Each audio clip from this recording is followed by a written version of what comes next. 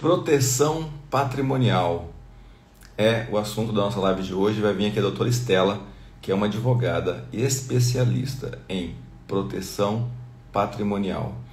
Você sabe, já ouviu falar de muitas histórias de famílias que tiveram perda de patrimônio por conta de falta de uma consciência, né, de organização. Está entrando aqui com a gente e vai ser uma live muito importante para você que quer aprender não só a gerar patrimônio, mas a proteger o seu patrimônio. Olá, boa noite, tudo boa bem? noite, tudo bem? Tá cortando aqui um pouquinho minha cabeça. Boa noite a todos. Que Boa noite, honra estar aqui, Rafael. Obrigada pelo convite. muito obrigado você por ter aceitado. Essa é um assunto muito importante, porque, só para dar uma pequena introdução, eu trabalho com investimentos aí há 30 anos e o pessoal que faz investimentos, né, os investidores, que realmente, infelizmente, é uma parcela pequena na população brasileira, mas aonde eu trabalho, é onde eu ajudo as pessoas a aumentar o seu patrimônio através de investimentos bem feitos no Brasil e nos Estados Unidos. E ao longo desses anos, 30 anos lidando nesse ramo de investimentos, eu percebo muitas famílias depois ficam preocupadas com o que acontece em determinados momentos de suas vidas, por exemplo, após a morte de um patriarca, né, de uma matriarca, e uma simples falta de uma organização jurídica antes, né, teria evitado brigas enormes, né? Vou dar um exemplo aqui para o pessoal ficar, de repente, um exemplo que você pode trabalhar um pouco nele também. É um exemplo famoso que eu vi num programa de TV, que era sobre o Agnaldo Timóteo.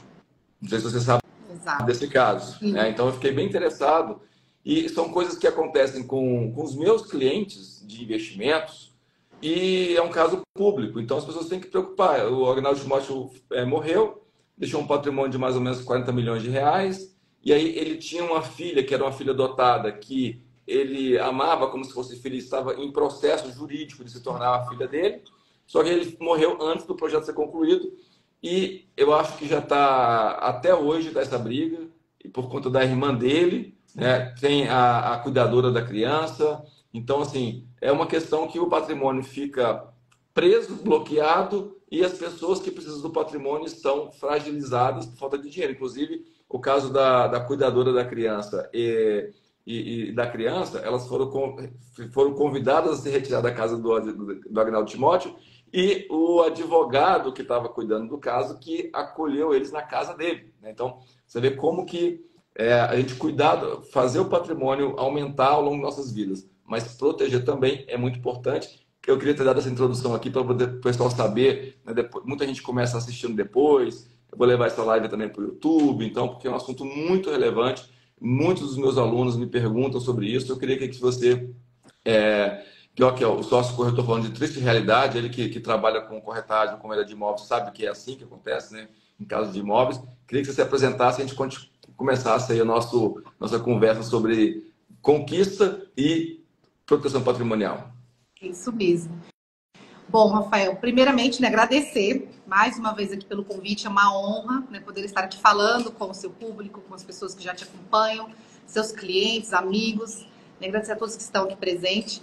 E realmente, né, quando a gente fala em questão de patrimônio, eu costumo falar que nós temos uma jornada do patrimônio, né, que é a conquista do patrimônio, que é, né, com muito suor. Depois nós temos que pensar nas outras etapas, né, que seria de construção, perdão, de proteção, preservação e perpetuação. E aí vai entrar essa questão que você comentou, né, que é depois. O que eu vou deixar para os meus, né? Que legado que eu vou deixar quando eu não estiver mais aqui, né? Então, por isso que eu me apaixonei por essa área, né? Eu sou advogada, atuo com planejamento patrimonial e sucessório da família, né? E essa é a minha missão, realmente ajudar as famílias a protegerem aquilo que elas conquistaram tão arduamente, né? E garantir que esse patrimônio fique para a família. Então, o Rafael, né, ele trabalha na construção, ele ajuda os seus clientes, os seus mentorados a construir o seu patrimônio, né? E também ele trabalha na questão da proteção e da preservação. Mas aí quando a gente pensa, poxa, mas eu construo um patrimônio, eu preservo ele, protejo, mas para quem que eu vou deixar? Né? Como que vai ficar depois que eu não estiver mais aqui? E muitas pessoas não se dão conta. Porque ou não tiveram ainda um caso na família, não passaram por um processo, às vezes não receberam bens de herança, né? A maioria das pessoas da nossa idade, da nossa faixa etária, são pessoas que construíram o seu patrimônio, que estão construindo, né? Nem todos receberam patrimônio, então provavelmente não passaram por esse processo, e às vezes não fazem ideia do que é um processo de inventário. E realmente, o processo de inventário ele é um procedimento que, quando alguém falece, deixa bens, os herdeiros, né, para que eles realmente possam acessar aquele patrimônio, possam se tornar proprietários daquele patrimônio, eles precisam fazer um inventário. E ele leva uma boa parte do patrimônio, né? Então, já tem as custas, que são os impostos, né, para transferência desse patrimônio, as custas com os honorários advocatícios, cartórios, taxas administrativas, e isso se a gente não judicializar. Como a maioria dos inventários acabam sendo judicializados por conta de conflitos ou alguns outros requisitos, né, que a lei prevê, onde há necessidade de judicializar, aí nós temos, então, um custo muito maior. E entre essas questões que você falou, aquele patrimônio, né, que aquele pai, ou aquela mãe, ou aquela pessoa construiu durante toda uma vida, ele vai acabar sendo objeto de um litígio que muitas vezes pode perdurar por 10, 15, 20, 30 anos. Tá? Não é comum durar tanto tempo assim, mas existem muitos processos. Gente, imagina 30 anos, é uma vida. Né? Então, tem gente que morre e não recebe a herança, né? Tem pessoas que passam a vida brigando, discutindo ou esperando alguma decisão.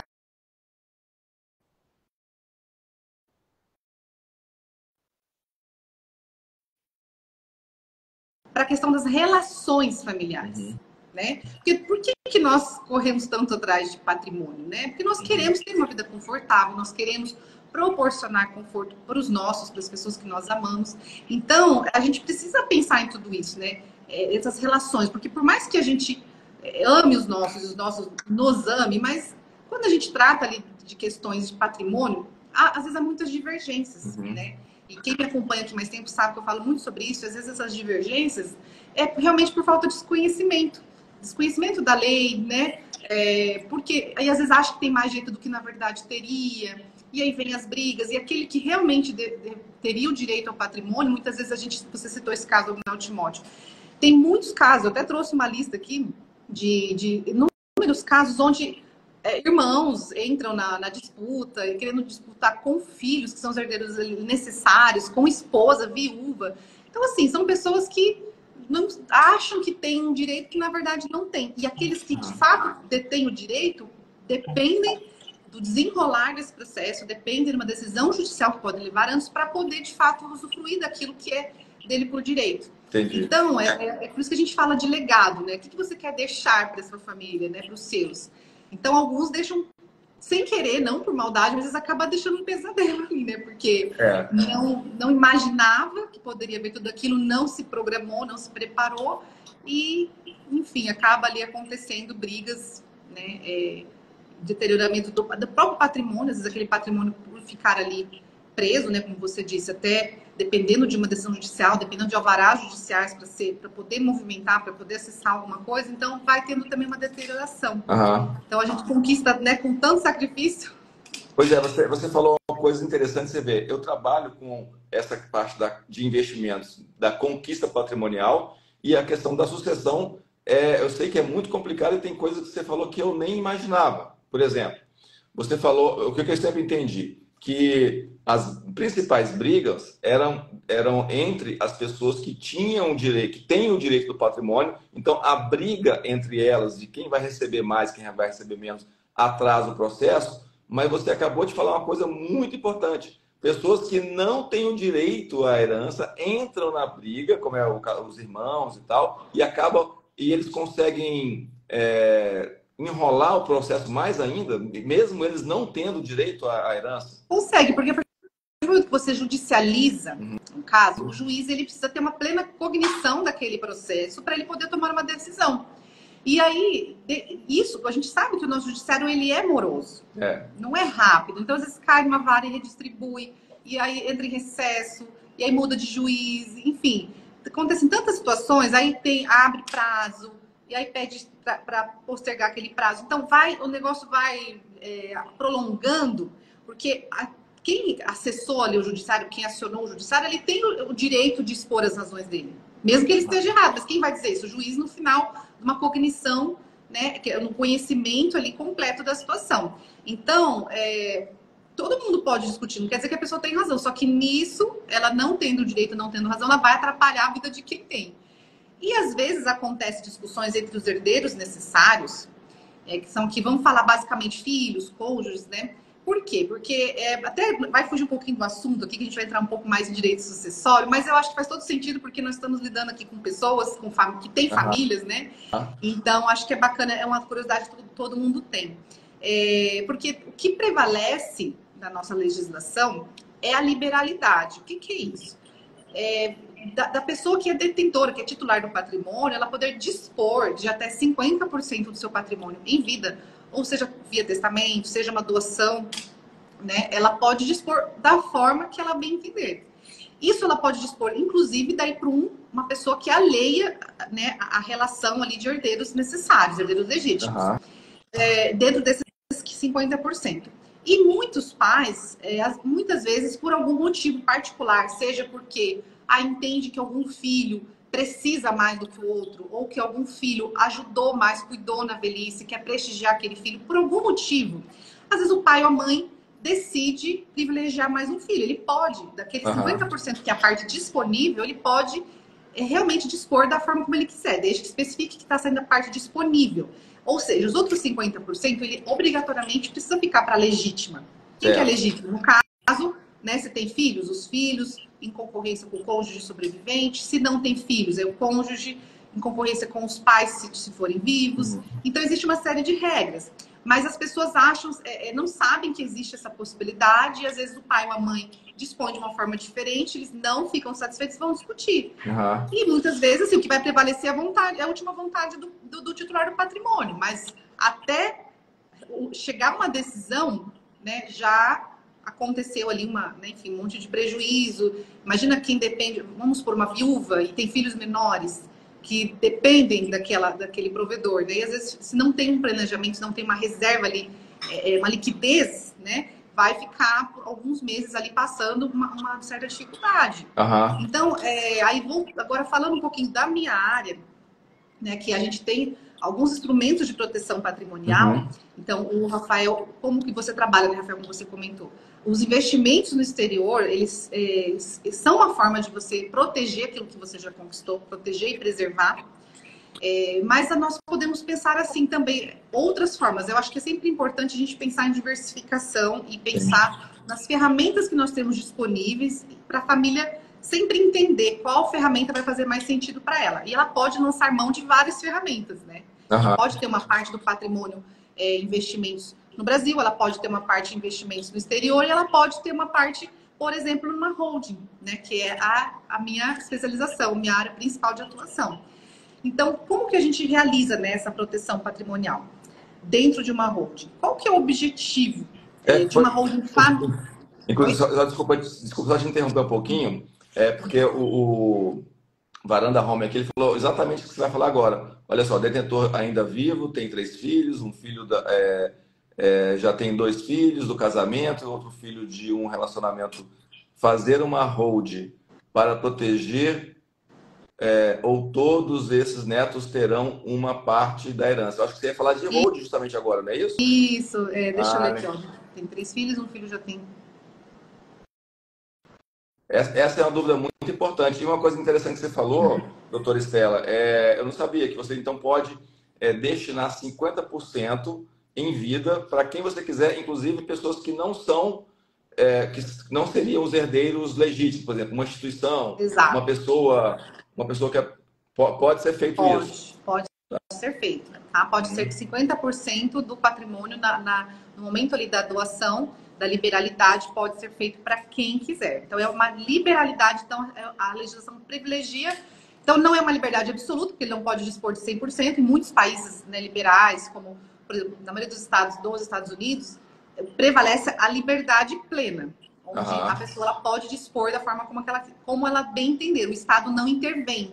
Então, aqui existe uma intervenção do Estado. Então, eu falo que é um meio termo, né? Ele não é nem tão intervencionista, ao ponto de não deixar você, né, escolher, mas ele te dá uma liberdade relativa. Então, 50% do patrimônio. Então, eu vou tentar responder um pouquinho ali a pergunta da Varanda Home, né? Falar sobre a holding. Vou falar da básica, que é principal para as pessoas entenderem que não conhecem ainda. Quando a gente fala em holding, nós pensamos basicamente em 3 questões. A gente pensa em proteção patrimonial, planejamento tributário e planejamento sucessório. Na verdade, o termo ideal mesmo seria assim, para evitar a sucessão, não para planejar a sucessão. Por quê? Porque se a gente consegue desenvolver um planejamento onde a gente consegue alocar todo o patrimônio daquela família dentro desse sistema de holding, e ali dentro desse sistema a gente já realiza esse planejamento, né? Você já planeja ali a doação dessas cotas para quem que vai, respeitando esses quinhões, né, que a lei prevê. Então, nós conseguimos evitar que esses herdeiros tenham que fazer um inventário no momento do falecimento. Vamos falar dos pais, né? Vamos falar de uma familiar, então, assim, a gente está falando de um contexto familiar. Só já ligando aqui os pontos de informação bem importante. A gente falou no começo da live que o inventário, ele depreda boa parte do patrimônio. Então, se a pessoa falecer e não fez esse procedimento antes, sabe-se que boa parte do patrimônio vai ser gasto com custos judiciais, impostos e tal. Então, é possível eliminar esse custo de inventário no caso de programar, então, a sucessão. Perfeitamente. Então, realizando da forma como nós trabalhamos, como nós desenvolvemos, nós conseguimos evitar o inventário. Então, quando daí o pai ou a mãe vem a falecer, automaticamente os filhos passam, então, a exercer ali a sua plena propriedade sobre aquele patrimônio. Enquanto eles forem vivos, não. Mesmo a gente realizando a doação dessas cotas em vida, a gente tem mecanismos, tá? Extremamente de altíssima segurança, de altíssima proteção, onde os pais permanecem no total controle do patrimônio enquanto forem vivos. E esse controle ele só passa para os filhos no momento do falecimento. Inclusive, se é pai e mãe, a gente consegue trabalhar também essas questões. Olha, quando que os filhos vão acessar a parte deles? Quando um dos dois morrer, já acessa o quinhão deles? Ou vai ter que só quando os dois falecerem que eles vão ter a plena propriedade, vão poder, né, acessar esse patrimônio. Então, tudo isso a gente consegue trabalhar. Por quê? Porque, em regra, quando um falece, né, o outro, dependendo do regime de bens, ele vai ser herdeiro ou meeiro, ele vai ter a parte dele, os filhos vão ter a parte deles. Porém, esse cônjuge sobrevivente, a depender do caso, ele pode ter uma queda muito brusca no seu padrão de vida com essa divisão, porque aquele patrimônio todo era do casal. E aí, quando você cinde isso, mesmo que o cônjuge sobrevivente fique com a metade, a depender do caso, ainda mais quando a gente fala de uma pessoa de mais idade, que não está no mercado, ela, enfim, ela pode ter ali um prejuízo, um prejuízo financeiro muito grande mesmo, uma queda no padrão de vida. Então, a gente consegue, inclusive, trabalhar essas questões sem ferir o direito de herança, sem ferir o direito da legítima. Então, a gente consegue trazer segurança jurídica, né, eficiência tributária e evita que a família passe por um transtorno, né, por um problema que é o inventário. Então, a gente consegue... Entendi. Então, assim, a gente está falando então, que esse planejamento sucessório, né, que você falou que gosta mais, eu citava muito a palavra blindagem, mas você gosta mais da palavra proteção. Então, a gente já liguei 2 pontos aqui. Então, fazendo o planejamento da forma como pode ser feita, a gente evita que parte do patrimônio seja gasto em processos judiciais e a gente evita também que pessoas que não são os herdeiros legítimos entrem na disputa e atrasem os detentores lá das cotas da holding de receber seu patrimônio. Então fica realmente bem... Eu gostei da palavra blindado, mas fica bem protegido mesmo. Fica bem amarradinho ali, fica bem coordenado. Porque é assim, mesmo que alguém, tá? Mesmo os próprios herdeiros que foram contemplados com aquela herança, ou algum outro terceiro, queira discutir algo sobre essa divisão que foi feita, sobre essa holding, ele pode discutir, ele vai entrar com uma ação e vai discutir. Porém, qual que é a diferença? Uhum.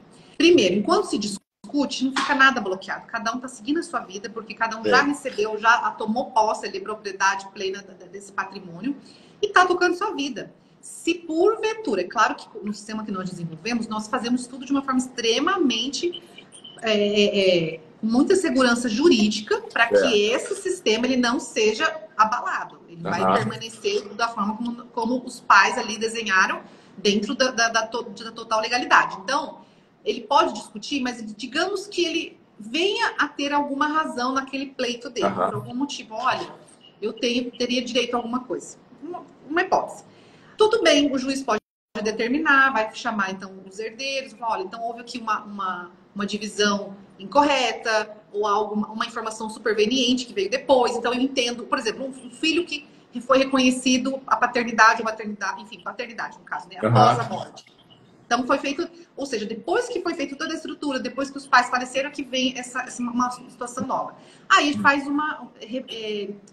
não vai nem ser sobre partilha, né? Porque já foi feito, nem teve partilha, porque não tem inventário, mas o juiz vai fazer uma conformidade disso de forma a adequar essa divisão.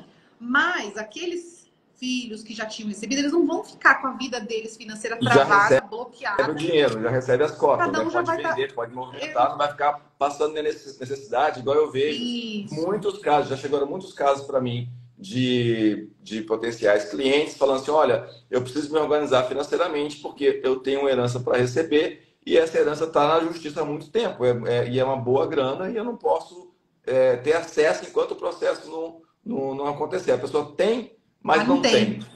Exato.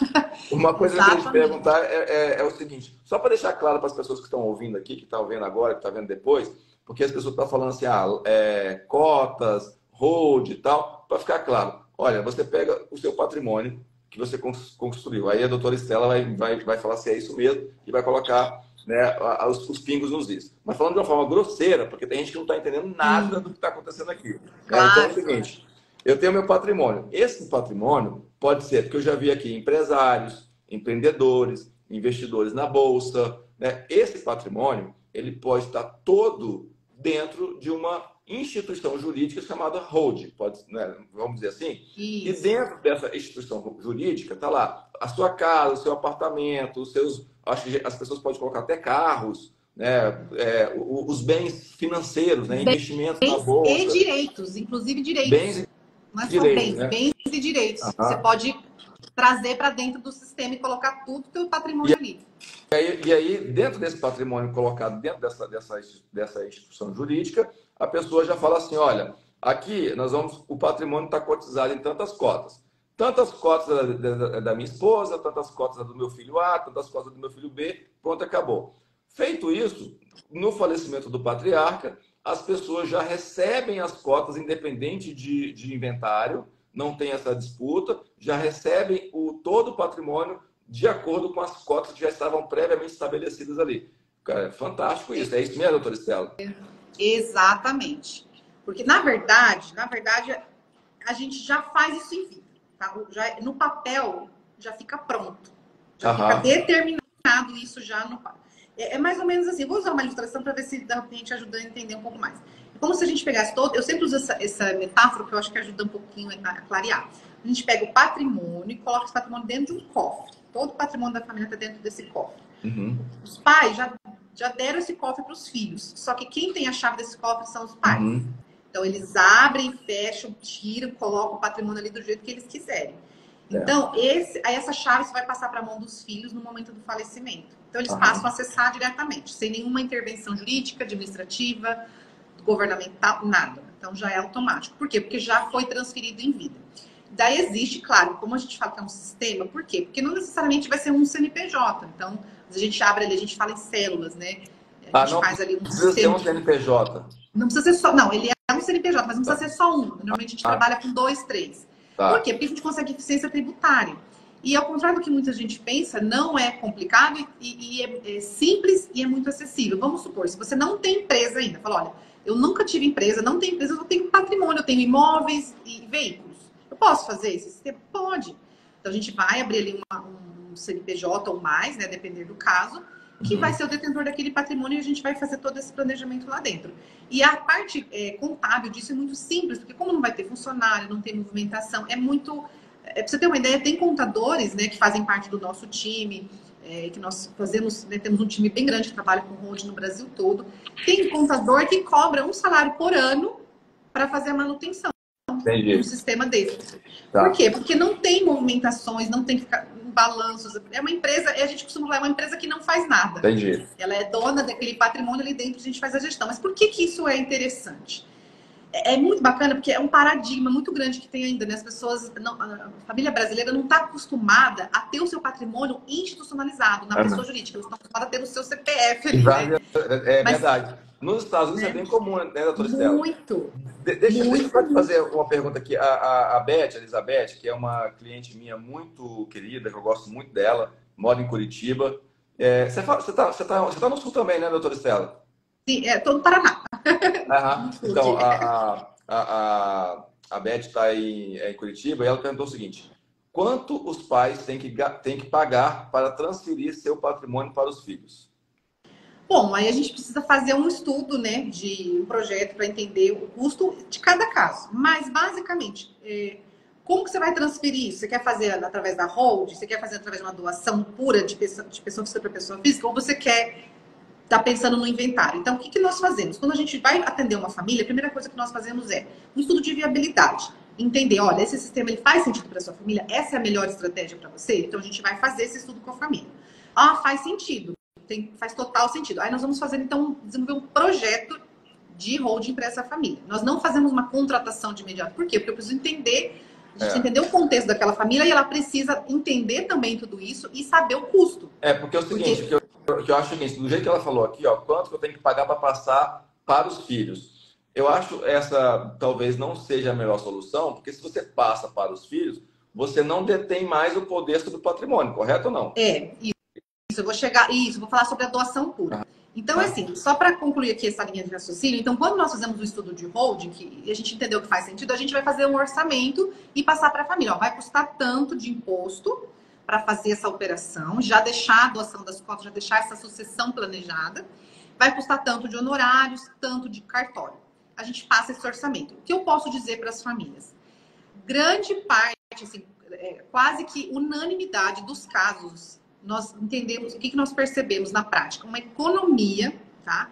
Comparado ao inventário, tem casos que chega a dar uma economia de 90%. Uau! Quando a gente coloca na planilha... O custo do inventário... O custo total do inventário com o custo de uma hold. Não é sempre...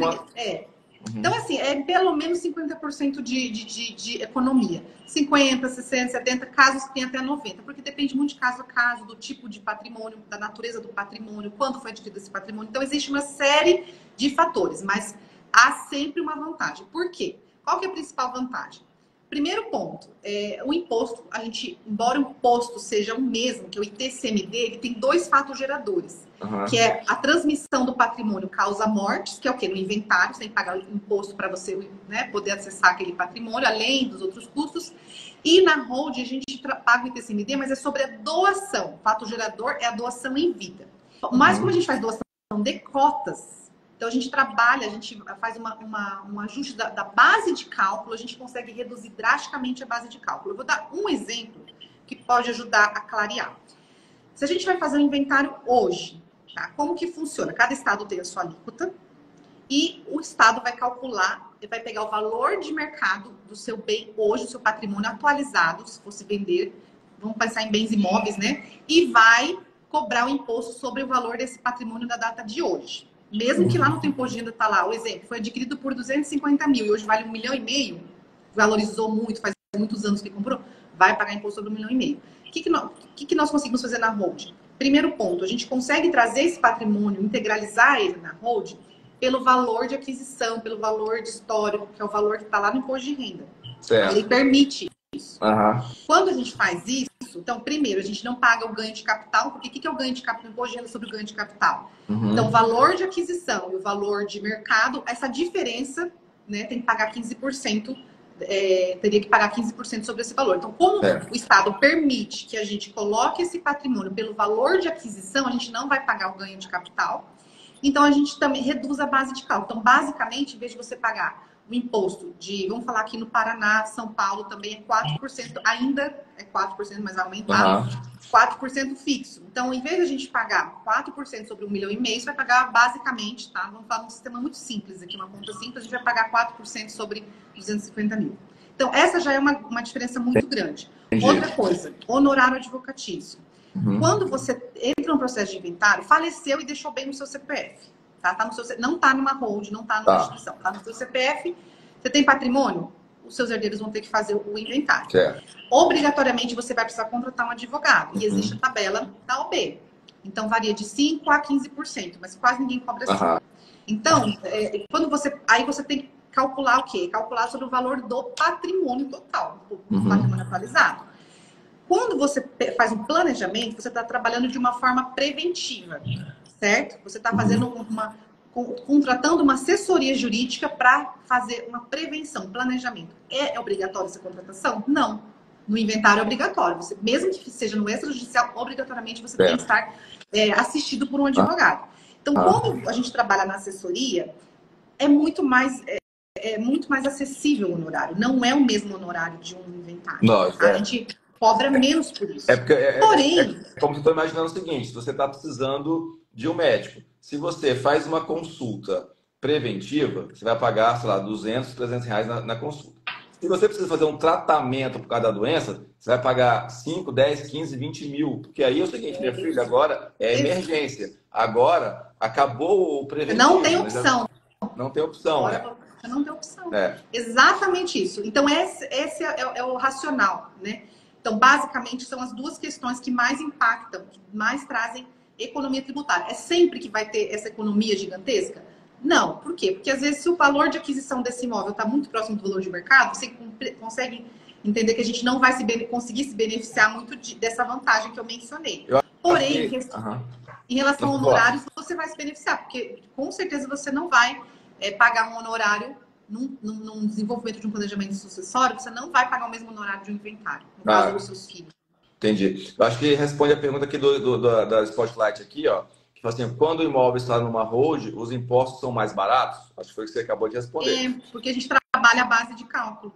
E mais isso, eu estou gostando de colocar as vantagens. Você está dentro da hold, quando houver a sucessão, não vai ter briga judicial, não vai ter um monte de coisa, não vai pagar imposto, não vai pagar advogado, não vai pagar um monte de coisa, e os cotistas já recebem imediatamente, né, após a morte, ou as suas cotas desse patrimônio.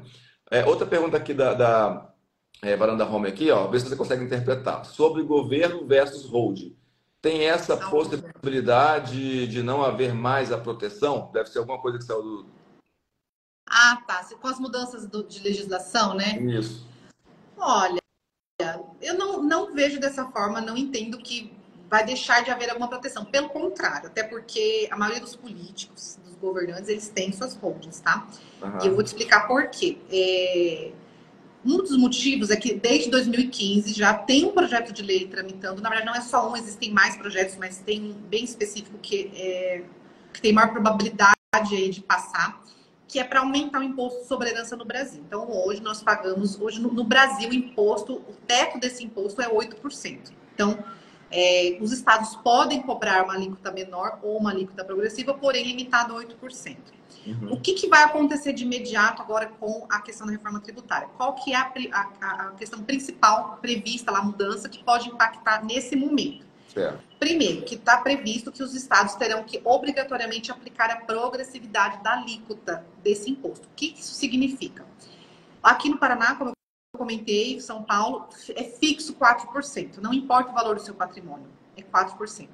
Tem estados que já aplicam a progressividade. O que é isso? Conforme o valor do patrimônio vai pagando uma alíquota maior. É igual o imposto de renda, é progressivo. Quanto mais eu ganho, mais eu pago, certo? Eu tenho uma faixa de isenção, que é pequena, e depois, conforme o meu ganho aumenta, eu vou pagando na alíquota máxima. Então, digamos que eu tenho um patrimônio de 2 milhões, hoje eu pagaria um imposto de 4%, com a entrada em vigor dessa previsão da reforma tributária, eu vou pagar 8%. Entendi. Então, tem alguns estados que já aplicam 8%, tem alguns estados que já têm a progressão, mas nos estados onde ainda não tem, a gente vai sofrer essa questão. E o projeto de lei que eu falei que está tramitando, voltando um pouquinho, ele prevê um aumento para 20% desse teto. E existem argumentos muito favoráveis. Por quê? Você comentou dos Estados Unidos. Lá é muito comum as pessoas terem empresa em pessoa jurídica. É muito comum ter holding. Por quê? Porque lá o imposto é 45%, salvo engano, 45%, É bem 50% imposto. mais alto, é. Então, assim, em muitos países, 40%, 45%, 50%, 55%. No Chile, que é nosso vizinho aqui, né, na América do Sul, ele é 25% o teto. Sim. Então, existe um argumento muito forte para esse aumento. E existe também uma característica do governo atual, que é de arrecadar mais, por conta do seu plano de governo. Está gastando horrores. E está gastando de arrecadar. O nosso problema aqui esse ano é o fiscal. E nas campanhas já foram ditos, já foram dados indícios sobre isso, né? Algumas coisas. Então, assim, a gente sabe que vai aumentar, a gente não sabe dizer quanto, mas eu acredito que o quórum para deliberação, como já existe esse projeto tramitando, ele é muito rápido. Então, ou seja, da noite para o dia, isso pode ser aprovado. Se a gente faz esse sistema antes, você evita se sujeitar a essa tributação, tá? Que é a parte preventiva. Então, a gente tem que estar atento a isso. Essa questão da reforma tributária, ela está batendo as portas. Então, em qualquer momento, vai acontecer essa progressividade. E um outro detalhe muito importante, já que a gente está falando das vantagens aqui. Ainda hoje nós temos um outro benefício que as pessoas não se dão conta, que nós podemos eleger o domicílio fiscal mais vantajoso. O que é isso? Ah, legal, interessante. Eu posso escolher desenvolver o meu sistema em um estado mais que tem uma alíquota menor. Por exemplo, o Amazonas. O Amazonas é um paraíso fiscal nesse sentido. Qual que é o conceito de paraíso fiscal, tá, gente? Todo mundo acha que paraíso fiscal é para você fazer lavagem de dinheiro, é ilícito. Não, paraíso fiscal, ele existe porque existe inferno fiscal. Então, ou seja, se você está num local, num país ou num estado onde você tem uma tributação e você tem a possibilidade de levar o seu patrimônio, o seu sistema para um local, um estado, um país que tenha uma tributação menor, esse país, esse estado, ele é um paraíso fiscal. Por quê? Porque ele te dá algumas vantagens. Entendi. Então, existe muito essa diferença de estado para estado em várias questões tributárias. E no TCMD tem também. O que a nossa reforma vai prever? Vai acabar isso. Não vai poder mais ter essa diferenciação, para não haver essa guerra entre os estados, para não sair receita de um estado para o outro. Mas hoje pode, é permitido, é lícito. Então, nós podemos nos beneficiar disso ainda. Ou seja, a pessoa tem um patrimônio no Paraná e ela pode constituir uma holding em Manaus, por exemplo. Exatamente. E ela fazer todo esse planejamento lá em Manaus. Porque hoje é tudo online, você não precisa ter uma sede fixa. Então, hoje é tudo online, é totalmente legal. Por exemplo, tem muita gente que faz algum planejamento... Não vou nem falar em holding, mas assim, eu já vi muita gente fazer planejamento sucessório, abrindo empresa, uma administradora de bens, por exemplo, em São Paulo, e escolhendo o domicílio fiscal lá, e fazendo doação em numerários lá. Por quê? Aí, no caso aí, né? Porque existe uma faixa de isenção, eu até tenho que olhar aqui como está agora esse ano, mas em torno de 84 mil, 85 mil reais por CPF. Então, por exemplo, eu tenho 3 filhos e eu quero doar 85 mil reais para cada um por ano, eu posso doar sem pagar imposto. Aqui no Paraná. Legal. Interessante. Bem, vamos saber. Então, que as pessoas, geralmente, quando a gente fala de advogado, as pessoas têm medo de falar com advogado. Mas, gente, olha só, o tanto de economia que você consegue. Olha, só porque vocês economizarem aqui, hein? E olha, vou deixar aqui gravado. Olha, doutora Estela, a gente vai fazer uma parceria aqui. Todo aluno meu de investimentos que quer constituir holding, que quer cuidar um pouco, bater um pouco mais de papo sobre essa questão dos filhos, como transferir. Cara, eu tenho tantas perguntas aqui para você aqui, mas eu vou fazer a primeira que é da Gabi, que está aqui, ó. No caso de imóveis alugados, que estão na pessoa física, passando para hold, existe a vantagem de imposto sobre aluguel, IPTU, em vida, alguma coisa assim, não? Ó, vamos falar da renda de locação. A gente sempre põe na ponta do lápis, põe na planilha, mas basicamente, se hoje você paga mais de 11, 12% de imposto de renda, então vamos, quanto que está hoje um teto, 8 mil? Com 8 mil você já paga o teto, né? Acho que em 7,5%, algo assim. Então, se você está nessa faixa, você já está pagando o teto na pessoa física, você está perdendo dinheiro. Então, tem que ir para a holding, por quê? Porque você vai sofrer a tributação na pessoa jurídica. Aí nós vamos desenvolver junto com o teu contador ou um contador parceiro nosso, vamos fazer cálculos, qual que é o melhor regime tributário, qual que é o melhor enquadramento tributário, para você pagar menos imposto. Mas, basicamente, vamos falar que em 11% você vai pagar de imposto se você já paga o teto. Agora, se você tem um aluguel ali, sei lá, 3 mil reais, você vai pagar menos do que isso, então vale a pena na pessoa física. Então, todo esse estudo vai determinar o que é mais vantajoso. Mas se você já paga um imposto maior que 11%, por exemplo, já faz sentido você pensar na holding. E tem pessoas que já começam a construir o seu patrimônio já numa pessoa jurídica. Certo. Então, quem está mais antenado, quem está mais assim por dentro, já está pensando em comprar imóveis como investimento, muitos já fazem essa aquisição na pessoa jurídica. Por quê? Porque na transmissão, quando a gente vai integralizar o imóvel na holding, em regra, não tem ITBI, tá? Na verdade, a nossa Constituição prevê uma imunidade do ITBI na integralização. O que acontece, tá? Tem algumas prefeituras que, de uma forma ilícita, e eu falo isso sem medo, eles têm cobrado, sabe o quê? A diferença do valor vamos supor, eu integralizei pelo valor de compra, que é um valor mais baixo. O que eles têm que fazer? Então, isentando só em relação ao valor de aquisição, aí eles cobram a diferença do valor de aquisição para o valor de mercado. E por que isso é ilícito? Porque a nossa imunidade ela é incondicionada. Quando está previsto na Constituição Federal, não condiciona, você vai pagar, vai ter isenção só em casos, só nesse percentual. Não, ela te dá uma imunidade, uma isenção incondicionada. Mas teve uma decisão judicial que chegou, então, no tema 796 do STF, que foi um caso de Santa Catarina. O que aconteceu? E aí, nesse caso, eu vou explicar o que aconteceu para explicar por que algumas prefeituras têm cobrado isso. Uma família foi constituir uma holding e ela colocou como capital social R$24 mil. Só que ela usou R$800 mil em imóveis para integralizar. 800 mil valor de aquisição. Então foram vários imóveis de vários irmãos, né? E foi ali 800 mil era o valor de aquisição. O que aconteceu? O que a prefeitura daquela cidade entendeu? Olha, você integralizou 24 mil com 800 mil. Vou te dar imunidade sobre 24 mil e vou te cobrar ITBI sobre a diferença. Isso chegou até o STF, deu repercussão geral, casos repetitivos, e chegou no STF. E o STF entendeu que a prefeitura estava certa. Qual que foi o erro nesse caso? Quando você vai fazer essa integralização, o teu capital social tem que ser o valor do teu valor de aquisição do bem. Então, se você tem 800 mil reais em patrimônio que você vai integralizar, qual tem que ser o teu capital social? 800 mil. Então, o que eles fizeram? Colocaram o capital social de 24 e usaram 800 mil. Então, o restante foi como reserva de capital. Então, reserva de capital não tem imunidade de TBI. Mas aí as prefeituras fizeram malabarismo para usar esse tema para cobrar a diferença entre o valor de aquisição e o valor de mercado. Então, você vê que não tem nenhum sentido.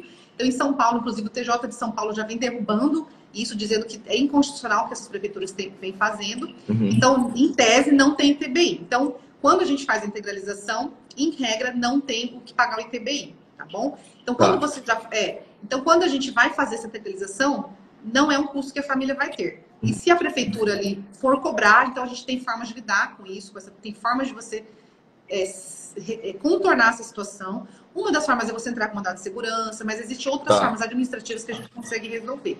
Então, não teria esse custo, tá, de TBI. Então, você consegue fazer esse planejamento, ter a sua renda tributada na pessoa jurídica, no caso, renda de aluguel, e economizar. Mas muitas famílias já começam a fazer essa construção do patrimônio dentro já de uma holding. Tá. Eu quero as cenas dos próximos capítulos aqui, que eu queria abordar contigo, falar um pouco de investimento nos Estados Unidos ligado a essa questão e a questão dos seguros também, porque tem muita gente pagando seguro caro pra caramba, ao invés de falar com o advogado. Eu vou dar exemplos práticos aqui de alunos meus que estão pagando fortunas para seguro de herança sem necessidade, tá?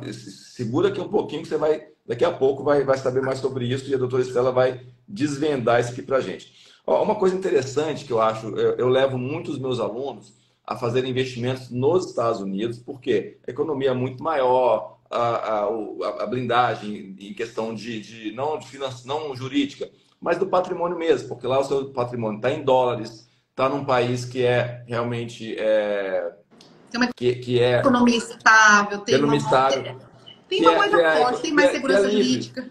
Que é livre juridicamente, né? O Brasil hoje não é um país livre juridicamente. Então, e eu mostro para os meus alunos que investir nos Estados Unidos, principalmente no mercado financeiro, os ganhos são absurdamente maiores do que aqui. Por exemplo, Nos últimos 10 anos, se você pegar um gráfico, a Bolsa no Brasil, ela não correspondeu, não passou nem da inflação, né? Enquanto que nos últimos 10 anos, a Bolsa americana subiu mais de 1000%.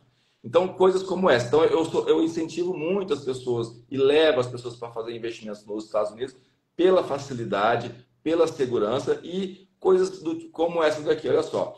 Nos Estados Unidos, o casal, aí você vai me confirmar, mas assim, eu tenho, como eu levo muita gente para investir lá, né, eu tenho que pesquisar e dar essas informações. O, o casal, engraçado, né?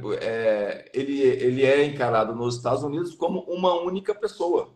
Então, por exemplo, se tem lá um marido que está investindo na bolsa, morreu, automaticamente a esposa recebe. Não tem. E as pessoas aqui no Brasil, quando eu falo isso, elas não acreditam. Não, calma aí, tem alguma pegadinha. Como é que meu marido vai morrer? Eu não vou pagar nada. É assim mesmo? Eu preciso de fazer. Olha, nos Estados Unidos, o casal é uma pessoa. Se um morre, o patrimônio é automaticamente e vai para o outro. Mesmo se não precisa de ter uma conta conjunta. Eu posso lá pegar uma corretora americana, abrir uma conta para você e para o seu marido. Ok, é dos dois.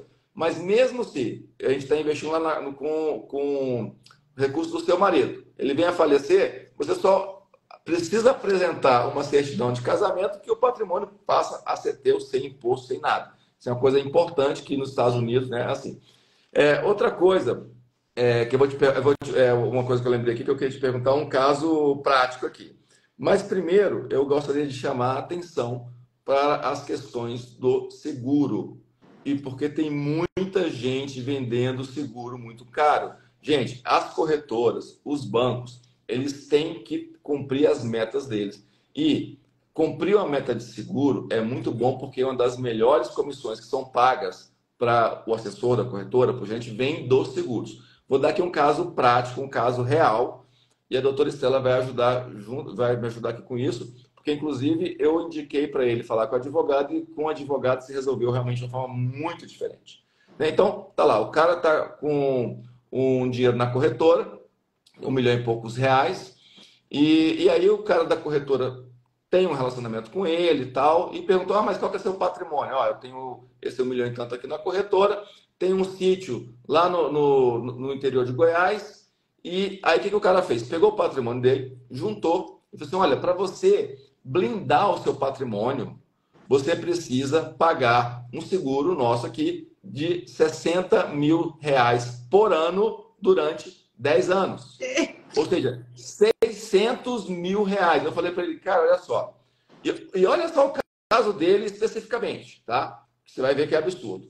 Primeiro, como é que você vai ter um patrimônio de 1.200.000 na corretora, depois você tem mais um sítio, juntando tudo, os bens que não estavam no sistema financeiro, daria ali 2 milhões e pouco. Como é que você vai pagar 600 mil para proteger o seu patrimônio? Essa conta não fecha. Não faz sentido. Não faz sentido, né? Aí, outra coisa. Eu falei assim, você tem filhos? Eu falei, não, o cara tem 70 anos de idade, não tem filhos, ele aposentou de uma grande empresa e agora só quer curtir a vida.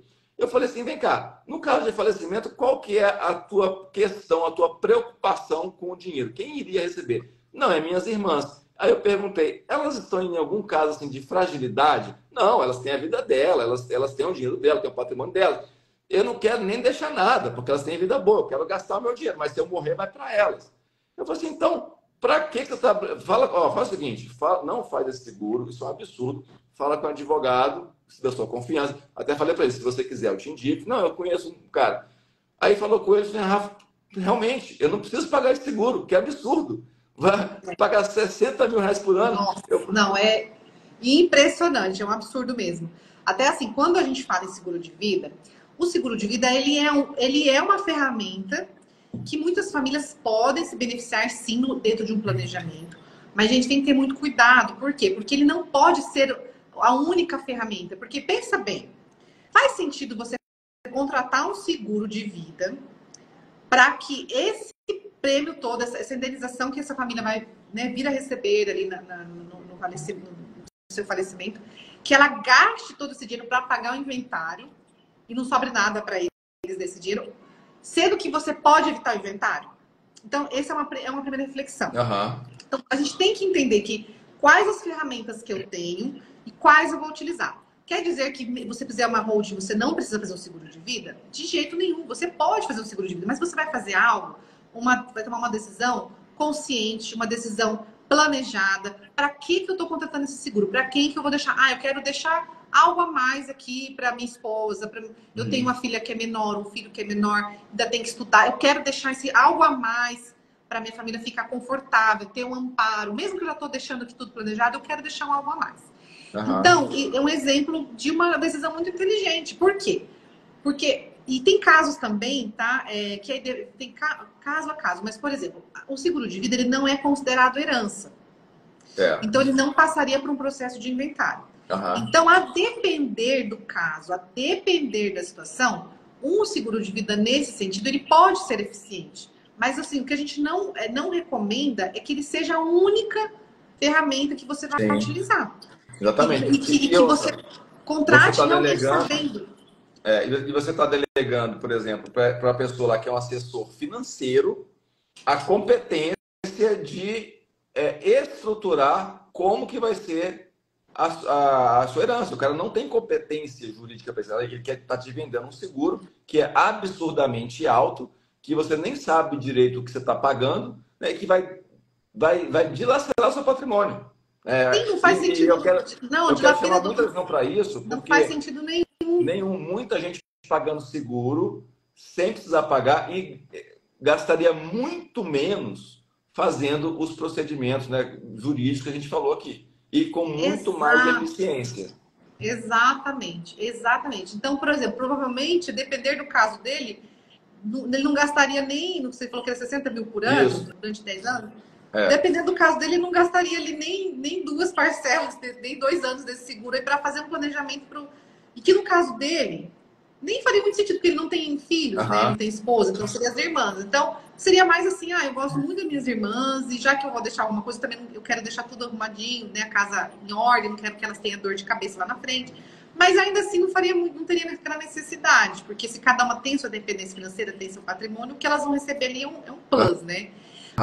Mas voltando um pouquinho, assim, até aproveitando um pouco o gancho do seguro de vida, quando você falou do investimento no exterior, tem muitas formas de você trabalhar o investimento no exterior, mas a característica da maioria dos investimentos, não só nos Estados Unidos, mas, né, como é o principal que você trabalha, essa questão de funcionar como a sistemática dele é como se fosse o seguro de vida aqui para nós, no sentido de transmissão. Então, aqui, você contratou e colocou um beneficiário no teu seguro.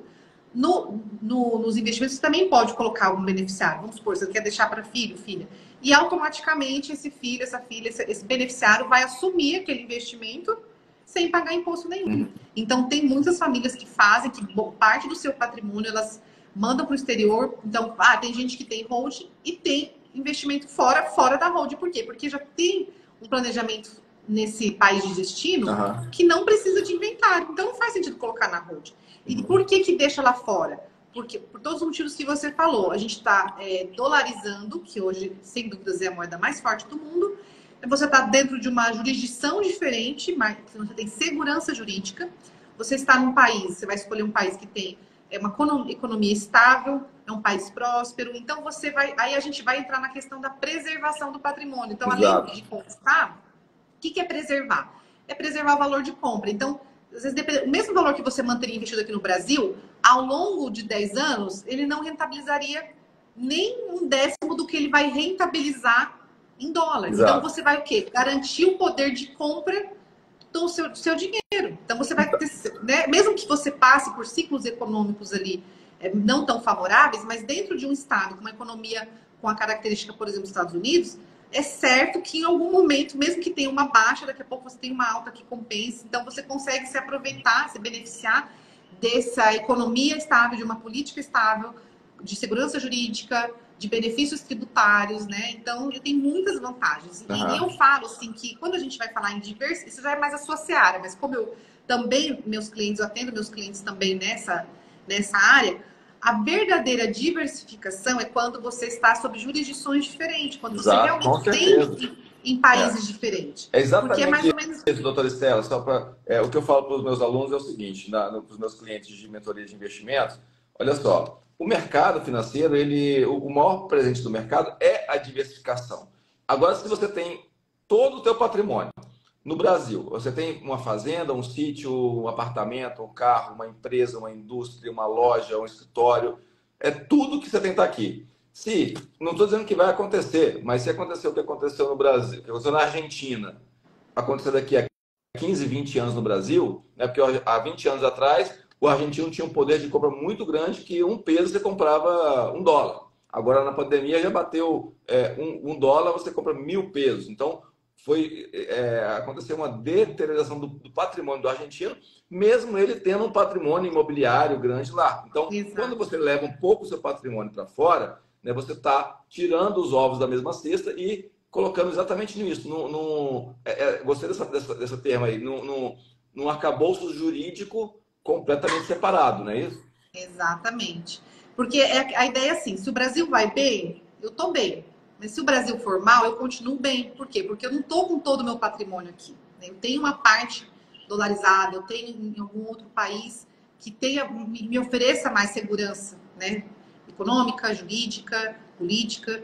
Então é importante, essa, na minha opinião, é a verdadeira diversificação. Então é importante começar a diversificar. Quem está começando, gente, claro que é importante diversificar dentro do Brasil, mas você começar a expandir, né, a tua visão, a tua percepção, à medida que você vai ali conquistando mais do patrimônio, de você realmente proteger, buscar.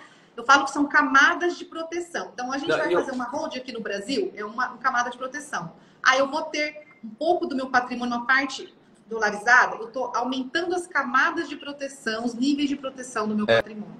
Uma coisa que eu gosto de desmistificar, quando eu comecei a investir fora do Brasil, talvez uns 10 anos, era realmente burocrático e um pouco dispendioso assim, em termos de valor que precisava.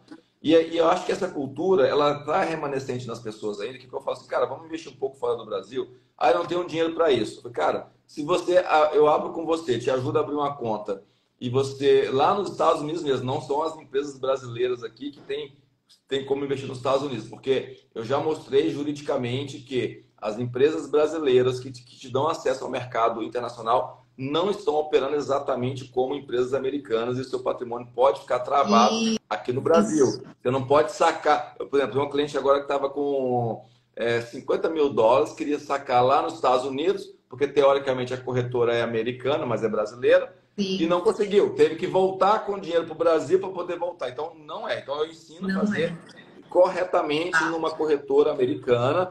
E outra, você abre uma conta lá, se você quiser depositar $100, você já está dolarizando o seu país. E hoje é fácil e barato de fazer isso. Muito, exatamente. Hoje você abre uma conta, né, numa corretora, ele tem que ter uma aprovação do Banco Central, mas para ver quanto você pode fazer de remessa, mas você faz a remessa, o IOF também, a depender ali da operadora, você paga muito barato. Para você, isso é uma coisa interessante, porque quem vai viajar, geralmente usa o cartão de crédito, e aí você tem que comprar o dólar turismo com IOF de quase 6%, 5,90%.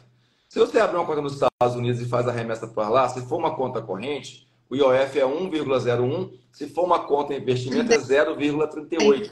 0,38, né? 0,38. É isso então, mesmo. Olha só, você pode até programar suas viagens fazendo assim, você abre uma conta em investimento, manda o IOF, manda para lá com o IOF de 0,38 e dólar comercial 4,90 e pouco, não é aquele 5 e cacetada do dólar turismo. Quando você for fazer a viagem, você pode imprimir lá um cartão de débito internacional, você transfere da conta investimento para essa conta sem pagar IOF, porque o IOF só existe no Brasil. E você vai usar no exterior com muito menos custo do que você usar o seu cartão de crédito. Uma forma também inteligente de você usar o dólar lá fora. Perfeito. E tem famílias também que já começam, quando querem estudar, né, que os filhos estudem fora, já começam também a fazer essa aplicação lá no exterior, com né? certeza. Porque quando os filhos estiverem lá, já tem... Só um minutinho. Então, quando os filhos estão lá, você já tem, então, esse dinheiro lá, ou quando você for viajar, ou quando você for estudar. E também é importante para criar um histórico de crédito, né? Então, se a família pretende depois começar a investir em imóveis, por exemplo, outros tipos de negócio lá no exterior, você vai criando um histórico de crédito com essas aplicações, com essas remessas. Você vai criando um histórico, isso vai te ajudar para outros patamares depois, né? Exatamente. Isso é uma coisa muito inteligente do mercado americano, que não é que, por exemplo, hoje, se a gente for comprar... Eles estão até querendo implantar, já tem algumas coisas que saíram aí, mas, por exemplo, se você qualquer pessoa que for na Caixa Econômica, no Itaú, no Bradesco, fazer um financiamento imobiliário, a taxa de juros é exatamente a mesma. Nos Estados Unidos isso é um absurdo, não é pensado dessa forma, porque se você constrói um relacionamento com o banco, você paga suas contas em dia, você tem patrimônio e tal, quando você vai lá, o pessoal vai ver o seu score e vai falar assim, olha, a tua taxa de juros é essa. Eu já tive alunos que foram comprando imóveis lá, e aí, olha só que diferença. Com esses imóveis dados em garantia no banco, ele pegou taxa de empréstimo para comprar outros imóveis de um e pouquinho ao ano de taxa de juros.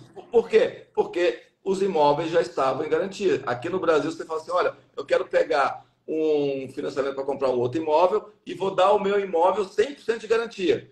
Não adianta nada, a taxa de juros que você vai contratar é exatamente a mesma. Então, tem muitas vantagens de você internacionalizar o seu patrimônio, igual o Cleverson falou aqui, né?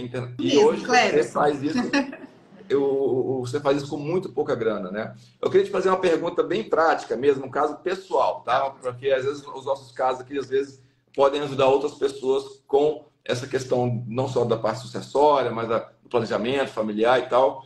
É o seguinte, vamos supor, um caso como eu. Eu tenho uma ex-esposa que é bem complicada, né? Em termos de querer avançar no patrimônio, né? Eu acho que você passa por muitos casos desse jeito, né? Aí, eu não tenho mais nenhuma preocupação, porque já tem mais de 10 anos de divórcio e tal, tenho uma filha linda de 15 anos e tal, que é o meu maior tesouro, meu maior patrimônio, e isso daí não entra em inventário, né? Não precisa de fazer nada para isso. Agora é o seguinte, se a minha mãe, ela trabalhou a vida inteira, sustentou a gente, teve empresa dela, teve joalheria, teve boutique e tal, só que hoje ela está com situação financeira fragilizada, depende 100% dos filhos, porque ela recebe um e pouco lá do INSS. Então é o seguinte, a minha única preocupação hoje é o seguinte, depois da minha mãe, quando eu morrer, eu levo para minha filha, beleza. Agora, se acontece alguma coisa comigo agora, né, e eu tenho a preocupação da minha mãe, e eu sei que o dinheiro vai para minha filha. Se eu quiser deixar alguma coisa para minha mãe, como que eu posso fazer isso? Como que isso pode ser viável? Porque se entrar em conflito com a outra lá, ela vai brigar até minha mãe morrer e minha mãe não vai receber nada. Como que a gente se protege no caso desse? Bom, eu vou voltar agora para o início do nosso bate-papo aqui, que é a questão do que o nosso ordenamento jurídico prevê, que em regra é a liberalidade. Então, o patrimônio ele é seu, você construiu e 50% dele você pode destinar da forma que você bem entender. E você pode fazer isso através de doação, de disposição testamentária, mas nada disso vai evitar o inventário, né? Porque também você não pode fazer uma doação, até poderia fazer, mas alguém pode questionar a nulidade disso, de você fazer a doação universal, que a gente fala, né? Do patrimônio em vida. Então, até 50% a lei permite você doar. Por quê? Porque ela entende que você precisa reservar uma parte do patrimônio para sua subsistência.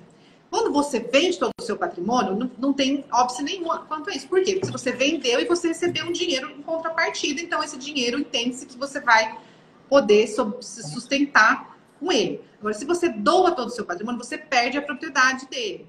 Então, você não pode mais vender, desfazer, e você provavelmente não vai ter mais renda dele, a não ser que você tenha usufruto. Mas o Estado entende que não é benéfico isso, você fazer uma doação. Então, você teria que doar uma parte, mas não evitaria o inventário. Então, alguma parte desse patrimônio será inventariado, e se tiver alguma discussão, vai ficar uma parte desse patrimônio ali, sob júdice, bloqueado, aguardando essa decisão judicial. E aí entra a questão da holding. Então, vale a pena fazer um estudo de viabilidade do seu caso específico. E a gente, enfim, conseguir estudar, entender. Vai fazer sentido essa holding? Aí, se fizer sentido, você consegue, então, institucionalizar o seu patrimônio, desenvolver ali dentro o seu planejamento, de acordo com a sua vontade, né? Com algumas previsões, inclusive, olha, mas se eu falecer... Quando eu falecer, se minha mãe estiver bem, não estiver precisando tanto, então vai mudar um pouco aqui algumas questões. Você consegue estipular, porque você traz as suas relações patrimoniais para o universo societário. E dentro desse universo societário, você tem muito mais liberdade de você transitar ali dentro, estipular cláusulas, acordo de sócios, cláusulas de proteção. Então, a gente tem que fazer um estudo, mas é possível sim. E aí, mesmo que, vamos usar o teu exemplo aqui, só aí se questione alguma coisa, tudo bem. Mas a sua filha e a sua mãe já vão ter recebido a parte que cabe a elas, e ela pode discutir à vontade. Entendi. Né? Legal. Né? Porque a gente Obrigado. não ferindo a legítima, e como você falou, já está divorciado há muitos anos, não tem que se discutir mais a questão da partilha que houve. Já prescreveu, provavelmente. Então, não teria esse risco, assim. Você poderia fazer isso e ficar tranquilo. Legal. Bom, você que é meu aluno aqui, que é meu cliente de mentoria financeira, então a partir de agora a gente vai falar mais sobre isso. Não é só é, fazer investimentos no Brasil, nos Estados Unidos, para aumentar o patrimônio. Então a doutora Estela ela vai nos ajudar como que a gente pode proteger. No final, no começo você falou algumas palavras interessantes, que é o seguinte: é a conquista, né? Depois você falou Proteção. São proteção. 4 etapas. A jornada do patrimônio. A conquista, a proteção, a preservação, que é a preservação do valor de compra, o poder de compra, e a perpetuação, para quem você vai deixar, seu legado. Exato. É muito interessante porque eu tenho acompanhado várias pessoas que já tiveram problemas tanto para receber, né, o patrimônio que o pai deixou e aí entrou uma briga de muita gente, quanto pessoas ali que têm essa preocupação em deixar para os filhos, né, deixar para os verdadeiros herdeiros, sem ter essa complicação de passar anos e anos uma disputa entre pessoas que não são nem legítimas e pode atrapalhar o bem-estar das pessoas. Né? A gente falou também da questão, né? Você falou do caso, quero levar meu filho para estudar no exterior. Você faz um planejamento, daqui a tantos anos ele vai estudar lá na Universidade X. Aí você vai juntando o dinheiro aqui no Brasil, quando chega na véspera dele viajar, acontece algum problema, igual no corona, igual vários momentos na história, que o dólar, em questão de 2, 3 meses, subiu 50%, por exemplo. Na crise sanitária, em dezembro o dólar era R$ 4, na crise bateu 6, ou seja, aumentou 50%. E aí, se você precisa fazer um deslocamento, estava planejando viajar, cara, ou mudar, né, de país, você não vai conseguir porque o seu patrimônio foi dilapidado em 50%. Então, gente, tem algum projeto que envolva viagens, morar fora, proteger o patrimônio fora do Brasil, já abra a sua conta, já comece a fazer os depósitos antecipadamente, sem se preocupar. Mas e se o dólar cair nos próximos 2 meses, 3 meses, 6 meses? Não se importe com isso. A gente está vendo apenas a sua proteção no longo prazo. Isso. Doutor, e para a gente que tem patrimônio aqui e já levou parte do patrimônio para os Estados Unidos. Para fazer essa proteção jurídica, a gente tem que falar só com advogado aqui no Brasil, só com advogado nos Estados Unidos, ou tem que fazer uma coisa em conjunto? O ideal, a depender, se o advogado daqui do Brasil já te acompanhou nesse processo de internacionalização, provavelmente não vai ter necessidade de acionar um corpo jurídico, algum advogado lá nesse destino, no caso dos Estados Unidos.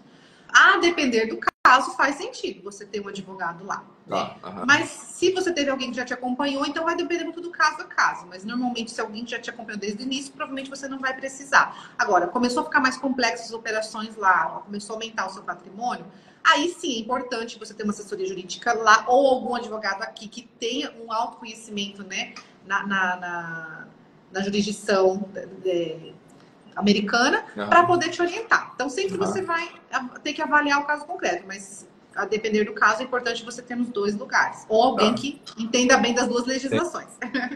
Para o pessoal ficar tranquilo, nos Estados Unidos, até $70 mil não tem imposto de sucessão, tá? É depois dos $70 mil. Então, até $70 mil, se você veio a falecer, não existe nenhuma tributação. Depois disso, vai ter uma escadazinha que vai aumentando e chega até 40%. Né? A Cristiane está falando assim, como abrir uma conta lá? Cris, é muito fácil. Se você quiser, me chama. Depois aqui me manda um direct que eu vou te ajudar, te ensinar como que você abrir uma conta lá nos Estados Unidos e ter todo o auxílio para fazer bons investimentos por lá. Eu quero só deixar claro aqui para quem entra depois, a doutora Estela, ela é especialista nessa parte de sucessão, né, de patrimônio, de patrimônio, de sucessão, né, eu fico tentando não falar a palavra blindagem, que foi a palavra que eu aprendi, mas da proteção do seu patrimônio ao longo da tua existência e depois que você passar, né, dessa para uma melhor, você vai deixar ali realmente nas mãos de quem é verdadeiramente os herdeiros, sem a complicação do inventário, sem gastar dinheiro com um imposto que não precisa. Ou seja, é uma inteligência que vale muito a pena. Aí, doutor Estela, eu queria que você deixasse para a gente assim, porque eu estou percebendo que tem coisas que eu nem conheço direito, né? Não é a minha expertise mesmo, porque eu não trabalho, assim, não sou advogado, minha expertise é fazer as pessoas investirem bem o patrimônio. Mas quais são os casos mais comuns assim que a gente pode realmente se preocupar? Já foi tudo falado aqui e muita gente fala assim: ah, eu não tenho patrimônio suficiente para fazer uma consulta com a doutora Estela. Qual que seria, assim, acho que essa pergunta é muito pertinente. O que você acha que é um patrimônio que a pessoa realmente pode te contactar e começar a falar contigo para poder ter uma inteligência financeira aí na parte de sucessão? Em regra, qualquer pessoa que tenha qualquer patrimônio, ela já pode começar a entender um pouco disso. Mas é claro, a depender do patrimônio, se ele realmente for um valor ali baixo, às vezes não vai fazer sentido toda uma estruturação como essa. Uhum. Mas quem vai dizer isso é o cliente, através do estudo de viabilidade. Por quê? Porque mesmo um cliente que ele tem um patrimônio pequeno, ele já sabe que vai ter um aumento no imposto sobre herança, ele já sabe que aquilo vai fazer muita falta para os filhos dele lá na frente, ou ele sabe que, por exemplo, às vezes existem filhos, né, do primeiro casamento, filhos do segundo casamento, então sabe que já existe ali algum atrito, então as chances são que no inventário vai aumentar esses atritos. Então, se esse pai, né, ou essa mãe, o titular desse patrimônio, para ele é mais importante isso, mesmo que ele, de repente, tem um custo um pouquinho maior ali, com né, deu um pouquinho de trabalho, mas vai fazer sentido para ele. Uhum. Porque, na verdade, é o que eu falo. Por que a gente compra, às vezes, um artigo de luxo ou um carro de luxo e não um carro popular, se a gente tem condições? Porque a gente quer o quê? O conforto e a segurança que aquele carro de luxo proporciona. Os dois vão me levar para o mesmo lugar, mas um me dá mais conforto. Então, é mais ou menos isso. É uma analogia para explicar. Às vezes vai custar um pouco mais caro, dependendo do caso, às vezes não. Às vezes vai... Mas eu quero fazer, porque eu quero ter essa tranquilidade. Mas quando a gente pensa assim, vamos falar de uma forma prática e objetiva, pensando que a gente vai ter ali essas alterações que eu já mencionei aqui em função da reforma tributária, dessa progressividade da alíquota. Então, como já existe alguns, não é nada certo, tá? A gente não sabe, existe muita incógnita em relação à reforma tributária ainda, mas alguns especialistas estimam que um patrimônio ali de 1,5 milhão, 2 milhões, já vai se enquadrar no teto da alíquota. Então, aquele exemplo que eu dei aqui, aí de São Paulo, aqui de Londrina, se hoje eu pagaria num patrimônio de 2 milhões, eu pagaria um imposto de 4%, entrando em vigor essa progressividade, eu vou pagar o dobro. É muita coisa. E tem mais, às vezes, essa progressividade já vem junto com o aumento de 20%, por exemplo. Imagina. Então, já vai mudar a progressividade e já aumenta a base, o teto para 20%. Então, às vezes, vai fazer total sentido. Porque, por exemplo, pensa numa família que tem um imóvel. E aí não tem uma reserva financeira. E aí o filho vai ficar, né, falecer os pais, o filho vai herdar esse imóvel. Mas ele não tem o dinheiro para fazer o inventário. O que ele vai ter que fazer? Ele vai ter que vender provavelmente ele vai ter que vender aquele bem, se ele não tiver outra fonte de recurso para pagar o inventário, que é caro. O que acontece nesse meio do caminho? Lembra que eu falei que vamos supor que esses pais adquiriram, vou usar o exemplo que eu já usei aqui, adquiriram esse imóvel por 250 mil há 15 anos atrás. Uhum. E hoje esse imóvel vale 1,5 milhão. Uhum. Ele vai ter que vender. Mas ele vai vender por 1,5 milhão no inventário? Não vai. Porque a pessoa que vai comprar, ela nem vai comprar o imóvel, ela vai adquirir os direitos hereditários. Ela vai ter que esperar esse processo de inventário. Ela não vai pagar 1,5 milhão. Ela vai pagar, em média, 20% a menos do valor de mercado. Então, esse filho já vai ter de cara uma perda patrimonial de 20%. Detalhe. Lembra que eu falei do imposto de renda sobre o ganho de capital? Então, se o imóvel foi adquirido por 250 mil e foi vendido, digamos aqui, por 1 milhão, vamos chutar aqui 1 milhão, ele vai pagar essa diferença, vai pagar 15% sobre essa diferença. Ele já tem outra perda patrimonial. Aí ele vai pagar, provavelmente, corretagem. Ele vai ter que pagar o advogado. Quando você começa a colocar isso na ponta do lápis, a gente estima uma perda patrimonial de quase 40%. Então, aí você pensa assim, poxa, olha quanto custou para esse filho. Custou Aham. quase metade do patrimônio. Poxa, mas com 10% desse valor, eu poderia ter feito um planejamento para ele. Exatamente. Então, para essa família pode fazer sentido. É. Agora, não, olha, eu tenho só o patrimônio, um valor meio baixo, e meus filhos, já cada um tem a sua vida, tem sua dependência financeira.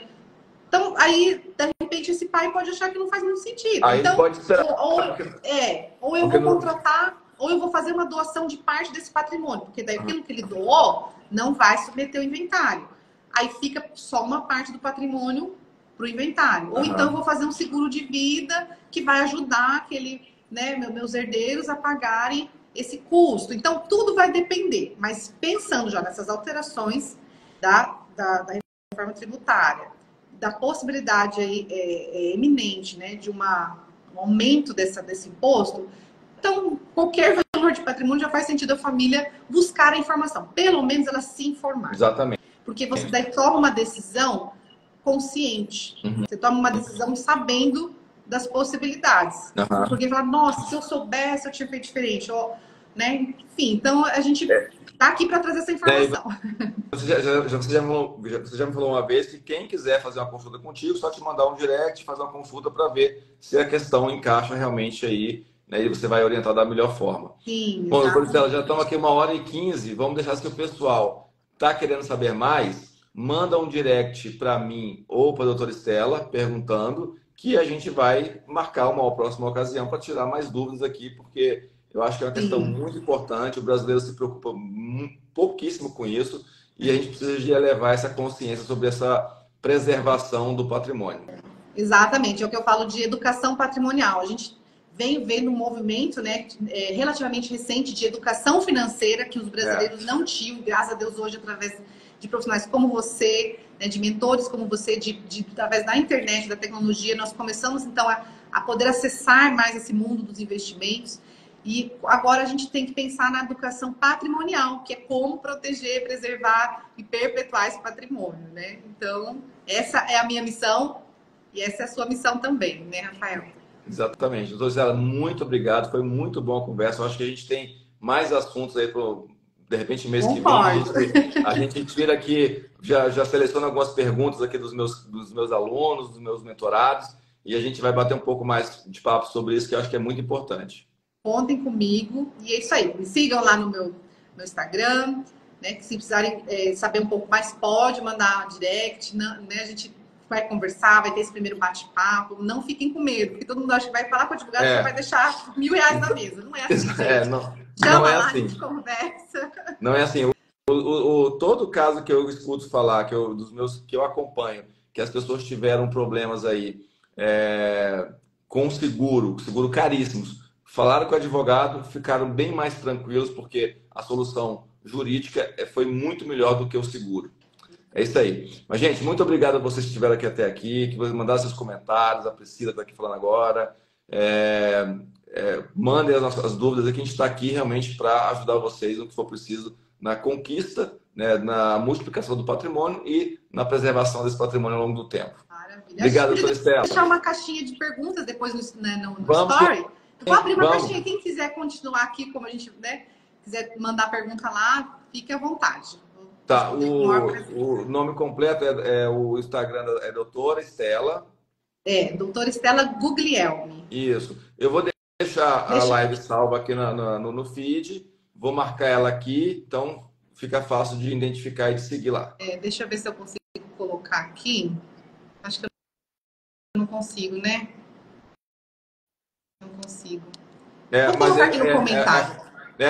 Mas eu vou te colocar como colaborador da live, vai ficar no teu Instagram também se você quiser, e aí lá o pessoal vai poder também fazer as perguntas e tal, e entrar em contato contigo. Coloquei também. Tá aí.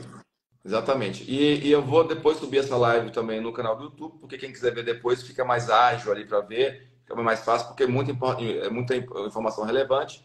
E a gente tem que perpetuar esse bate-papo aqui lá no YouTube, fica mais fácil da gente pegar o histórico. Doutora Estela, muito obrigado. Boa noite. Eu que agradeço. Boa noite. Até a próxima. Tchau, tchau. Até a próxima.